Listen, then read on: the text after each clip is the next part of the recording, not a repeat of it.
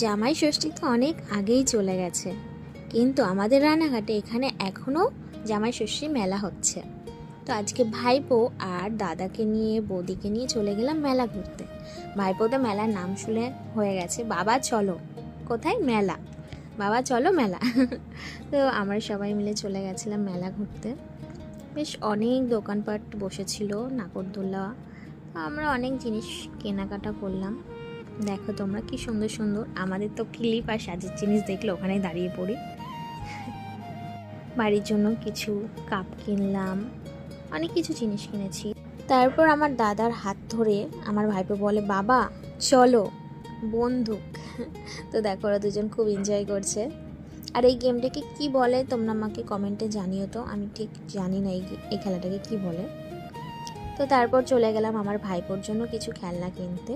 তো ওরা তো ওইদিকে ওর জন্য খেলনা দেখছে, আমারও খেলনা খুবই পছন্দ, কিন্তু আমি বড় হয়ে গেছি করে দেখছিলাম। তা আমি সেমন কিছুই কিনি, আমি কিছু ক্লিপ কিনেছি, কুচকাচ কিছু জিনিস কিনেছি।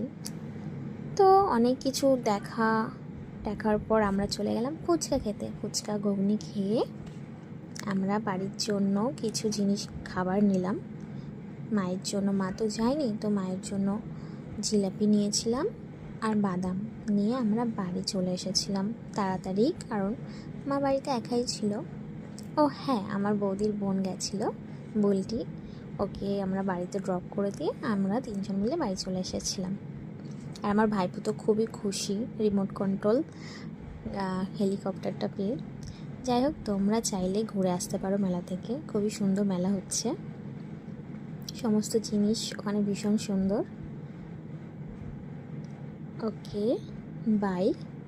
আর ভিডিওটা কেমন লাগলো আমাকে কমেন্টে জানাবে কিন্তু অবশ্যই। আর তোমরা কে কে এই জামাই ষষ্ঠী মেলায় গেছো সেটাও জানাবে। আর যারা চেনো না তারা কমেন্টে বলো, আমি লোকেশনটা দিয়ে দেবো। So bye, good night.